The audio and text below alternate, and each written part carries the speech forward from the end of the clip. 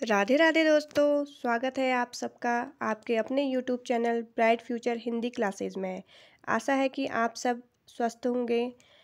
दोस्तों, मैं आपके लिए कल भी वस्तुनिष्ठ प्रश्न जो कि हमारे भक्ति काल से संबंधित थे वो लेकर आई थी और आज इसी क्रम को आगे बढ़ाते हुए मैं सीरीज 5 में आगे के 50 प्रश्न वस्तुनिष्ठ जो कि भक्ति काल से संबंधित हैं उन्हें लेकर आई हूँ। जो भी आप उत्तराखंड एलटी या प्रवक्ता हिंदी की तैयारी कर रहे हैं या फिर यूपी टीजीटी पीजीटी की तैयारी कर रहे हैं, उन स्टूडेंट्स के लिए ये वस्तुनिष्ठ प्रश्न बहुत ज़्यादा इम्पोर्टेंट हैं। मैंने इसमें उन्हीं प्रश्नों को रखा है जो अक्सर परीक्षाओं में पूछे जाते हैं या फिर पूछे जाने की संभावना है।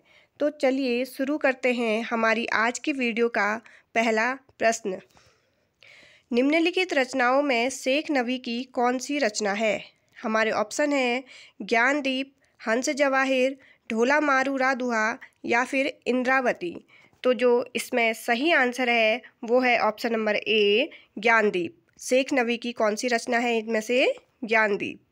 हमारा अगला प्रश्न है माधवनल कामकंदला नामक रचना किस कवि की है? वैसे माधवनल कामकंदला 3 कवियों ने अपनी अपनी भाषाओं में लिखी है, लेकिन इसमें से हमें केवल एक कवि का नाम बताना है कि माधवनल कामकंदला किसने लिखी है। तो जो हमारे ऑप्शन हैं जायसी, गणपति, उस्मान या फिर दामोदर कवि। तो जो इसमें सही आंसर है वो है ऑप्शन नंबर बी, गणपति ने। और गणपति जी ने माधवनल कामकंदला राजस्थानी भाषा में लिखी है। हमारा अगला प्रश्न है रूपमंजरी के रचयिता कौन है? सूरदास, नंददास, कृष्णदास या फिर नारायण दास। और रूपमंजरी के जो रचयिता हैं वो है ऑप्शन नंबर बी, नंददास। हमारा अगला प्रश्न है छिताई वार्ता किस कवि की रचना है? गणपति जी की, उस्मान की, नारायण दास की या फिर नूर मोहम्मद की। तो जो छिताई वार्ता है वो है किस कवि की रचना? ऑप्शन नंबर सी, नारायण दास की। हमारा अगला प्रश्न है मधुमालती का नायक कौन है? कभी कभी परीक्षाओं में ऐसे नायक और नायिका के भी प्रश्न पूछे जाते हैं। तो इसका जो ऑप्शन है वो है रत्नसेन, मनोहर, माधव या फिर ऋतुपर्ण। तो मधुमालती का जो नायक है वो है ऑप्शन नंबर बी, मनोहर। हमारा अगला प्रश्न है किस प्रेमाख्यानक काव्य का नायक राजकुमार ऋतुपर्ण है? सत्यवती कथा का, मधुमालती का, मृगावती का या फिर चित्रावली का। तो जो नायक राजकुमार ऋतुपर्ण है वो किसका है? ऑप्शन नंबर ए, सत्यवती कथा का। हमारा अगला प्रश्न है उस्मान कृत चित्रावली का नायक कौन है? माधव, कृष्ण, सुजान या फिर लक्ष्मण सेन। तो जो चित्रावली है उसका नायक कौन है? Option number C, Sujan.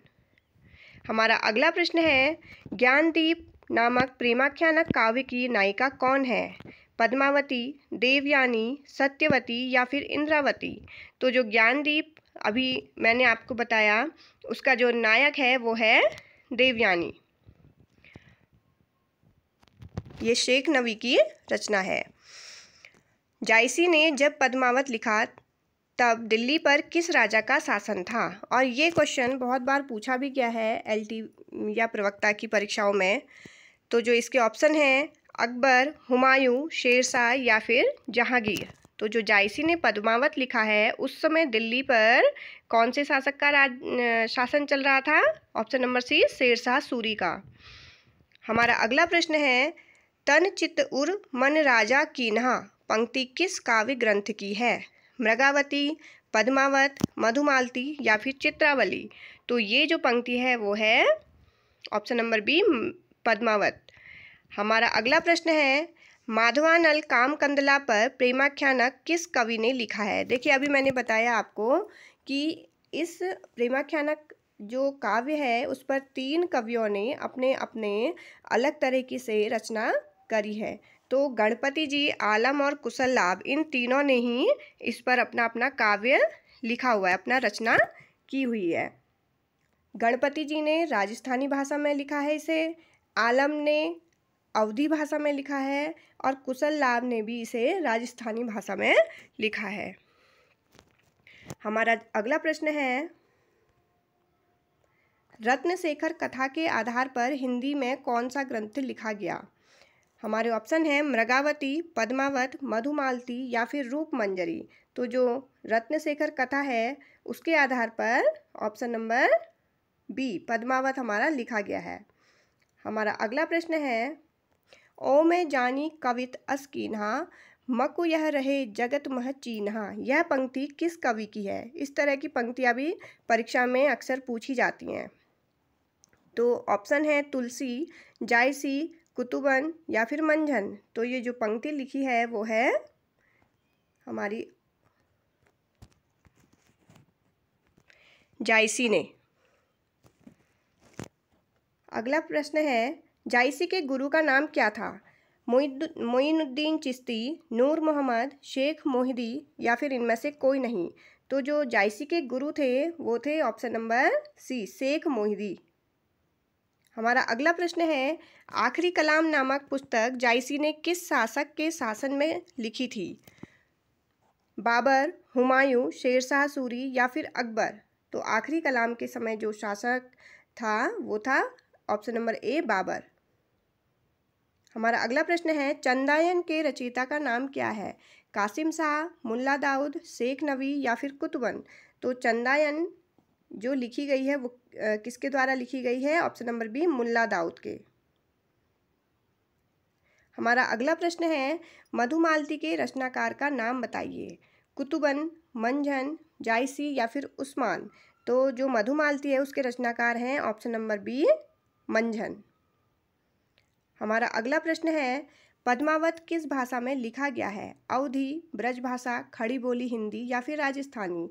तो जो पद्मावत की भाषा है वो है अवधी। हमारा अगला प्रश्न है, मोही का हंसेसी की कोह रही। यह पंक्ति किसकी है? कबीर की, जायसी, सूरदास या फिर तुलसीदास। तो जो ये पंक्ति है वो है जायसी की। जायसी की किस रचना में वर्णमाला के एक एक अक्षर को लेकर सिद्धांत संबंधी तत्वों से भरी चौपाइयाँ कही गई है? ये प्रश्न भी परीक्षा की दृष्टि से बहुत महत्वपूर्ण है। तो ये किस में कही गई हैं? पद्मावत, आखिरी कलाम, अखरावट या फिर किसी में नहीं कहा है। तो जो ये जायसी की कौन सी रचना है जिसमें वर्णमाला का एक एक अक्षर को लेकर सिद्धांत संबंधी तत्व भरी चौपाइयाँ कही गई हैं वो हैं ऑप्शन नंबर सी अखरावट में।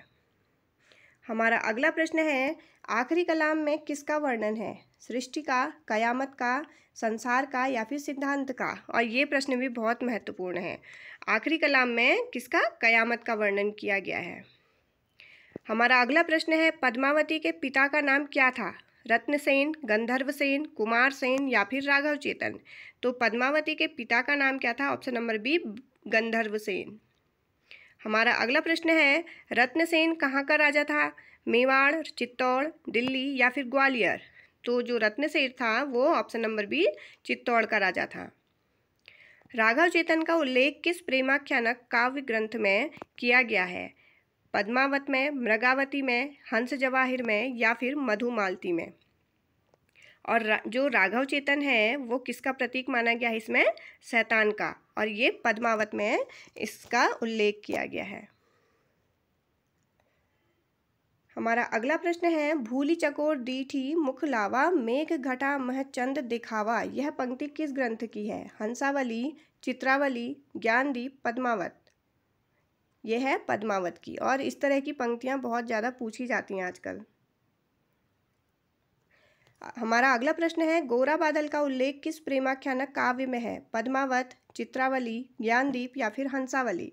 तो गोरा बादल जो है उसका उल्लेख किया है ऑप्शन नंबर ए पद्मावत में। हमारा अगला प्रश्न है, जायसी के पद्मावत में कितनी अर्धालियों के बाद दोहा है? 5, 7, 8 या फिर 6। तो ये है बी 7। हमारा अगला प्रश्न है, विरह के अंतर्गत पद्मावत में 12 मासा का प्रारंभ किस महीने से जायसी ने किया है? तो जो विरह का वर्णन है वो कहाँ से उन्होंने शुरू किया है 12 मासा में? चैत, बैसाख, जेठ या फिर आषाढ़। तो इसमें जो सही आंसर है वो है ऑप्शन नंबर डी आषाढ़। और ये प्रश्न 2018 उत्तराखंड LT में आ चुका है। हमारा अगला प्रश्न है, हंस जवाहिर के रचयिता का नाम बताइए। नूर मोहम्मद, कासिम शाह, दाऊद और मंझन। तो हंस जवाहिर किसकी रचना है? Option number B, Kasim Shah की। हमारा अगला प्रश्न है, नूर मोहम्मद की कौन सी रचना में आध्यात्मिक रूपक है? अनुराग बांसुरी, इंद्रावती, कथा चित्रावली या फिर इनमें से कोई नहीं। ऑप्शन नंबर ए, अनुराग बांसुरी में इनका आध्यात्मिक रूपक रचना देखने को मिलती है। हमारा अगला प्रश्न है, पद्मावत का रचनाकाल क्या है? 927 ईस्वी, 1200 ईस्वी, 1540 ईस्वी या फिर 1660 ईस्वी। तो जो पद्मावत है उसका रचनाकाल है ऑप्शन नंबर सी, 1540 ईस्वी। हमारा अगला प्रश्न है, सूफी प्रेमाख्यानक काव्य परंपरा का प्रमुख रस क्या है? शांत रस, श्रृंगार रस, करुण रस या फिर वीर रस।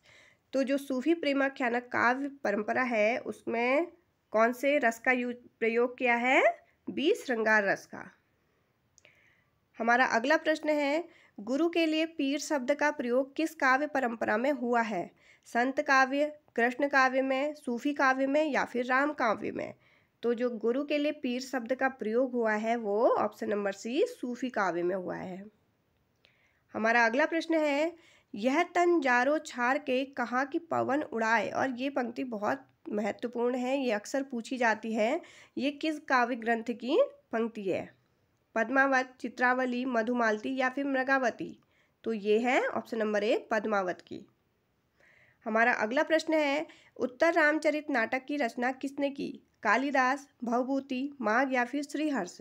तो उत्तर रामचरित किसका नाटक है? Option number B, Bhavabhuti.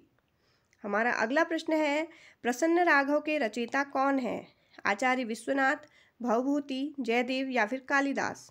तो प्रसन्न राघव किसकी है? ऑप्शन नंबर सी, जयदेव की।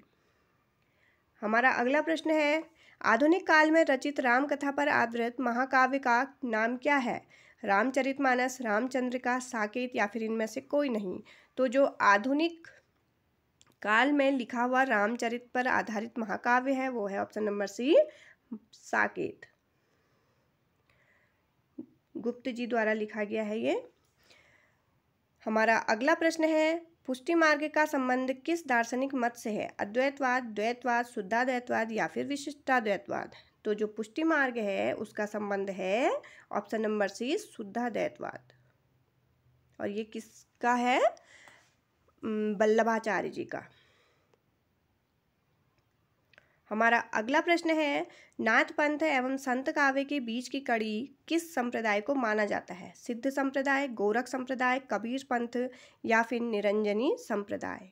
तो जो नाथ पंथ और संत काव्य है उसके बीच की कड़ी कौन सा संप्रदाय जोड़ता है इसको? ऑप्शन नंबर डी, निरंजनी संप्रदाय जोड़ता है।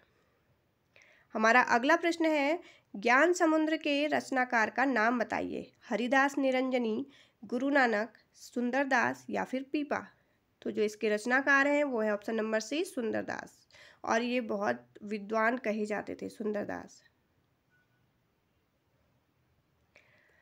हमारा अगला प्रश्न है, इनमें से दादू दयाल का शिष्य कौन सा कवि है? कबीर, नानक, हरिदास या फिर सुंदरदास।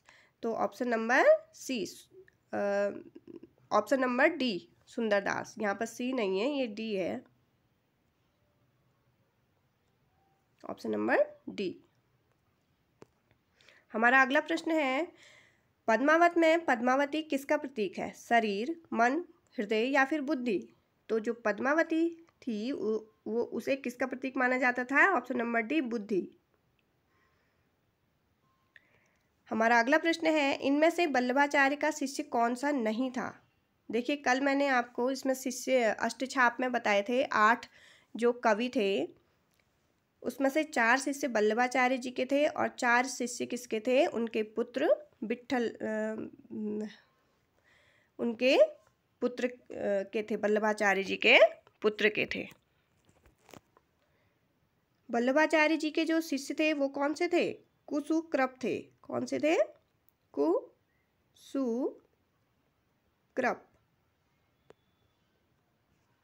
यानी कि इसमें से क्या बन गया?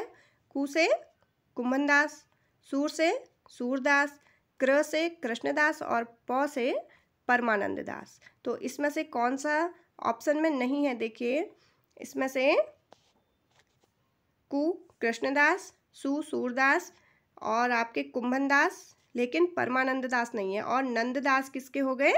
विट्ठल नाथ जी के। तो जो इसमें ऑप्शन नंबर सी, विट्ठल नाथ जी के ये शिष्य आ जाएंगे, नंददास। हमारा अगला प्रश्न है, कबीर द्वारा प्रयुक्त कुंडलिनी योग की पारिभाषिक शब्दावली पर किसका प्रभाव है? सूफी संत, नाथ पंथ, सिद्ध संप्रदाय या फिर बौद्ध मत? तो जो इसका सही आंसर है वो है बी, नाथ पंथ। हमारा अगला प्रश्न है, राजकुमार, ऋतुपर्ण इनमें से किस सूफी प्रेमाख्यान का नायक है? सत्यवती कथा, हंसावली, ज्ञानदीप या फिर चित्रावली? तो जो राजकुमार ऋतुपर्ण है वो किसका नायक था? ऑप्शन नंबर ए, सत्यवती का। हमारा अगला प्रश्न है, किस काव्य ग्रंथ में वर्णमाला के प्रत्येक अक्षर को लेकर सिद्धांत निरूपण किया गया है? आखिरी कलाम, अखरावट, ज्ञानदीप या फिर हंस जवाहिर? तो इसमें से कौन सी जो वो रचना है? ऑप्शन नंबर बी, अखरावट में वर्णमाला के प्रत्येक अक्षर को लेकर सिद्धांत निरूपण किया गया है। और ये भी परीक्षा की दृष्टि से महत्वपूर्ण प्रश्न है।